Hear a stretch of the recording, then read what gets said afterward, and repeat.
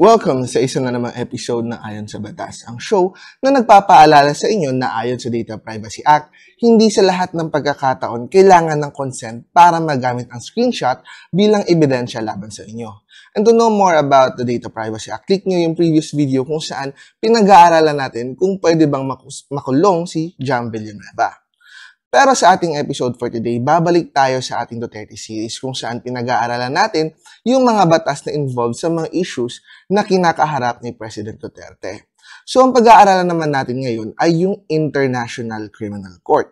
So noong April 27, 2017, nag-file si Atty. Jude Sabio ng kaso sa International Criminal Court o ICC for crimes against humanity laban kay President Duterte dahil sa di umunoy sistematikong pagpatay ni President Duterte sa mga taong involved sa krimen at drugs simula nang siya'y naging mayor ng Davao City hanggang siya'y naging presidente.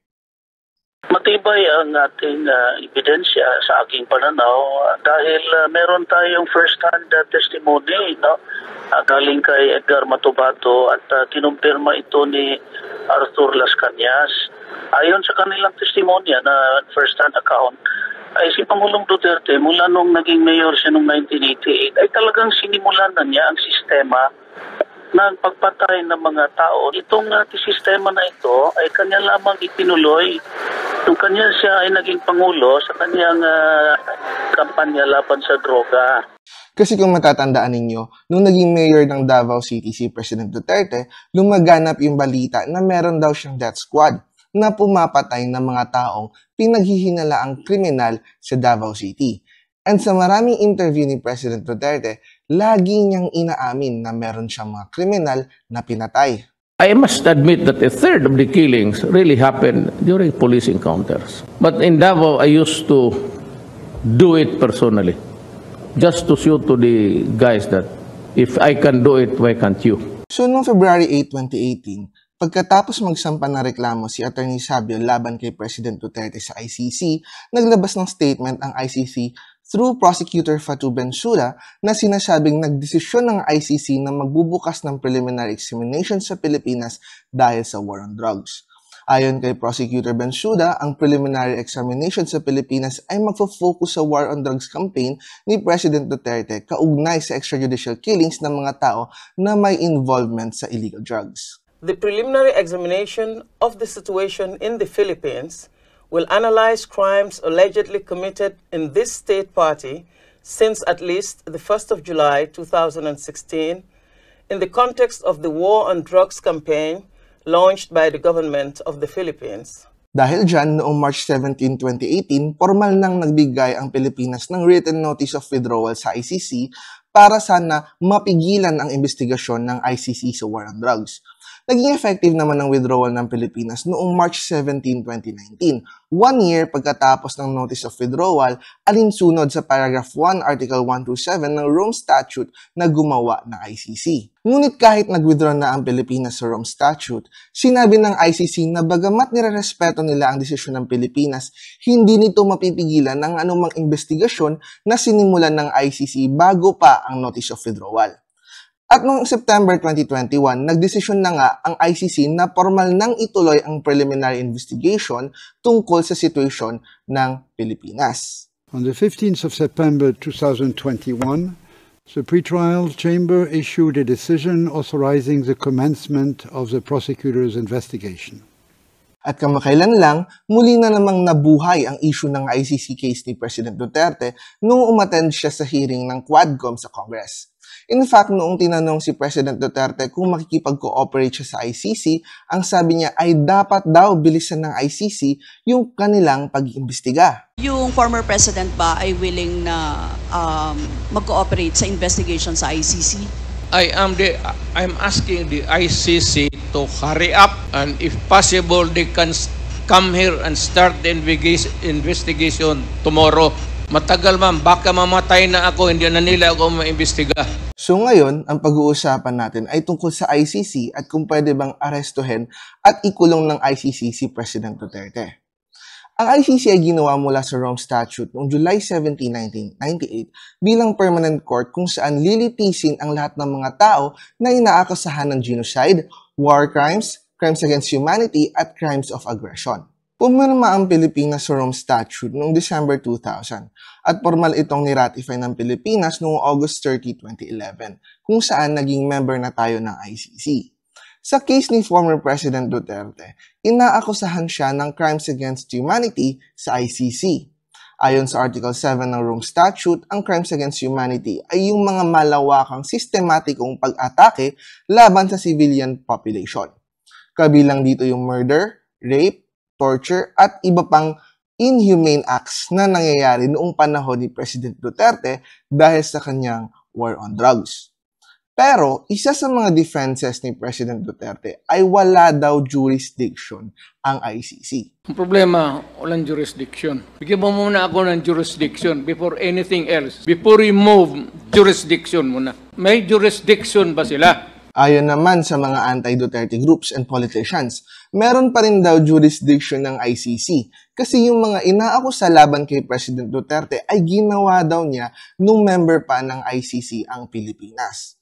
Bukod doon, sinasabi din nila na kahit naka-withdraw na ang Pilipinas sa ICC, so long as nag-start ang proceedings ng ICC, may jurisdiction pa din daw ang ICC sa kaso ni President Duterte pursuant to Article 127 ng Rome Statute. Pakinggan natin ang paliwanag ni Atty. Nery Colmenares. The ICC has jurisdiction. When we signed the Rome Statute, it was stated there, Article 127, that the ICC continues to have jurisdiction even if a country has withdrawn, if the proceedings have been instituted before the effectivity of the withdrawal. So 2017, na-file ang kaso originally, and then 2018, ito namang sa Rise Up Mga Pamilya, effectively March of 2019, ang withdrawal ng Pilipinas. So it has been, it has jurisdiction under Article 127. Ayon kasi sa Article 127 ng Rome Statute, ang withdrawal ng Pilipinas sa ICC ay magiging effective lang pagkatapos ng isang taon mula sa notice of withdrawal para hindi makatakas sa jurisdiction ng ICC ang mga presidente at prime ministers ng member state. Bakit nilagay sa ICC yon? Kasi Mr. Chair, pag wala yon sa ICC, ang gagawin na lang ng mga presidente at mga prime minister, pag may kaso sila sa ICC, magwi-withdraw lang sila, wala nang mangyayari. Pero nilagay ng ICC yon na pag nasimulan na ang investigasyon, bago maging effective ang withdrawal mo, the ICC has jurisdiction. Pero, alamin natin kung bakit pinipilit pa rin ni President Duterte na wala na daw jurisdiction ng ICC sa kanya, kahit nag-start na yung proceedings laban sa kanya even before naging effective ang withdrawal ng Pilipinas sa ICC. Malinaw naman sa atin na bago kumalas ang Pilipinas sa Rome Statute, meron talagang jurisdiction ng ICC sa Pilipinas. Pero, ayon sa Article 13, Paragraph C ng Rome Statute, may exercise o magagamit lang ng ICC yung jurisdiction niya sa Pilipinas kapag nagsimula na ang preliminary investigation ng ICC prosecutor sa Pilipinas. Para mas maliwanag, bibigyan ko kayo ng halimbawa. Pero, halimbawa lang to ha. Si President BBM, may kakayahan siya na gawing maunlad ang Pilipinas. Pero, magagamit niya lang ang kapangyarihan niya na yon within 6 years during his term. Ibig sabihin, even after 6 years ng termino niya, meron pa rin siyang kakayahan na baguhin ng bansa. Yun nga lang, hindi na niya magagamit yung kakayahan na yun kasi hindi na siya presidente. Sa kaso ng Pilipinas, nag-start ang preliminary examination ng ICC sa Pilipinas noong April 2017 para sa mga alleged crimes na ginawa ni President Duterte noong member pa tayo ng Rome Statute. Pero, noong gagamitin na ng ICC ang kanyang jurisdiction para simulan ang preliminary investigation sa Pilipinas noong September 2021, hindi na tayo member ng ICC. Kaya wala nang karapatan na gamitin ng ICC ang kanyang jurisdiction para i-prosecute si President Duterte. At huwag din sana kayong malito sa preliminary examination at preliminary investigation. Magkaiba ang preliminary examination sa preliminary investigation. Sa preliminary examination kasi, ito yung tinitingnan lang ng ICC kung ano yung mga ebidensya laban kay President Duterte. Kapag nakita ng ICC na may basehan yung mga ebidensya laban kay President Duterte, sakalang mag-iimbestiga ang ICC upang beripikahin at tingnan kung totoo nga ba yung mga ebidensya laban kay President Duterte. Galing yan mismo kay Prosecutor Ben Suda ng ICC. I emphasize that a preliminary examination is not an investigation, but a process of examining the information available in order to reach a fully informed determination on whether there is a reasonable basis to proceed with an investigation pursuant to the criteria established by the Rome Statute. So yung argument na walang jurisdiction ng ICC sa Pilipinas, nung nag-start na sila ng preliminary investigation, ito rin yung argument ng Pilipinas sa Pre-Trial Appeals Chamber ng ICC.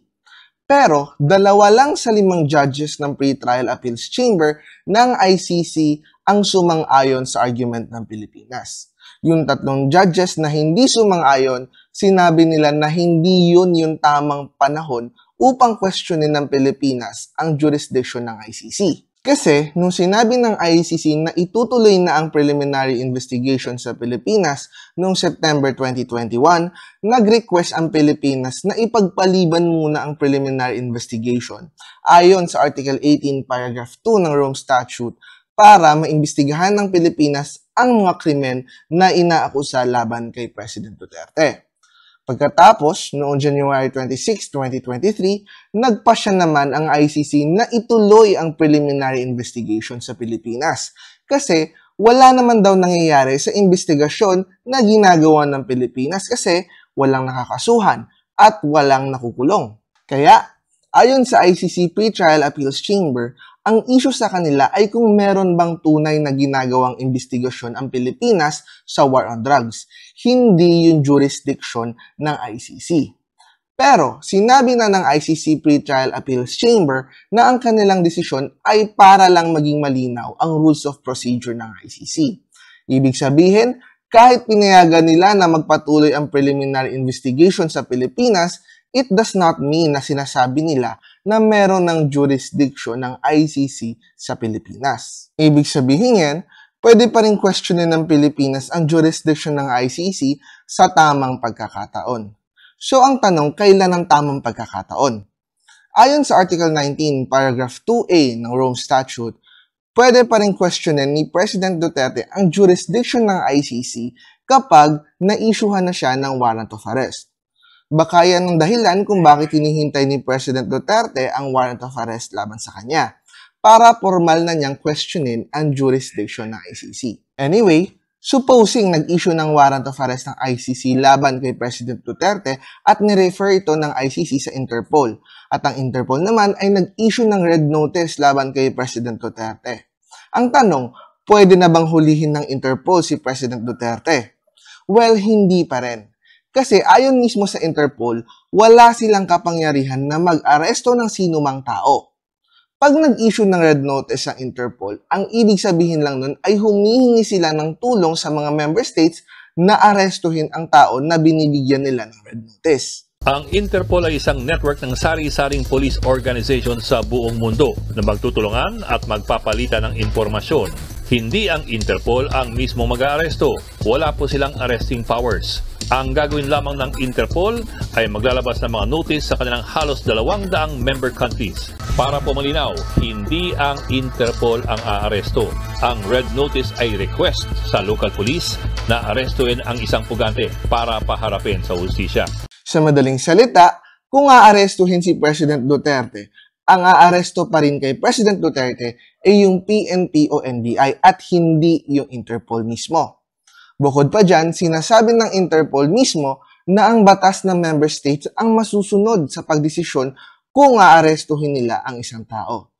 Sa madaling salita, kahit na nag-issue ng red notice ang Interpol, Pilipinas pa rin ang masusunod kung aarestuhin nila yung akusado.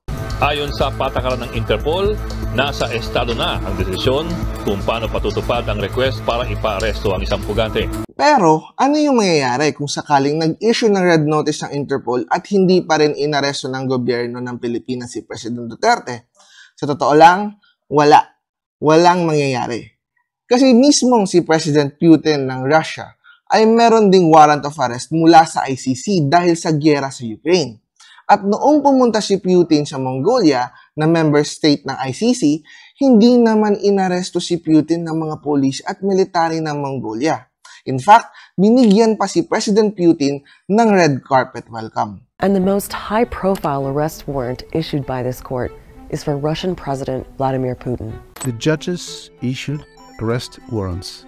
Their execution depends on international cooperation. Right now, it's almost inconceivable that anyone in Moscow will hand Putin over, so the ICC is relying on other countries to arrest him if he travels. But there's no guarantee of that. Putin recently traveled to Mongolia, an ICC member that should, in theory, enforce the arrest warrant. But Putin wasn't arrested. He got the red carpet treatment instead. Kaya, sa kaso ni President Duterte, ang desisyon ng pag-aresto sa kanya ay nakadepende pa rin sa gobyerno ng Pilipinas, or more particularly, sa Malacanang. At sa latest na pahayag ni President Marcos, hindi daw nila pipigilan kung gusto sumuko ni President Duterte sa ICC. Pero kahit ganun pa man, hindi pa rin daw tutulong ang Pilipinas sa ICC. Sir, with the former President Duterte's challenge to the ICC to come here already and start the investigation regarding the war on drugs, will that change your tune? If yun ang gugustuhin ni PRRD, hindi naman kami haharang sa mga ICC. Hindi lang kami tutulong. In my opinion, hindi na natin kailangan ng ICC para sabihin sa atin kung sino yung dapat kasuhan at kung paano dapat kasuhan si President Duterte. Sapat na ang ating batas upang panagutin ang sinumang lumabag nito. Walang karapatan ang sinumang banyaga na diktahan tayo kung paano natin dapat pamunuan ang ating sariling bansa at kung paano natin dapat ipapatupad ang sarili nating batas. Yan ang ating episode for today. I hope may natutunan kayo at kung meron kayong reactions, clarifications, kindly place your comment in the comment section below. And I'll see you next week. Session adjourned.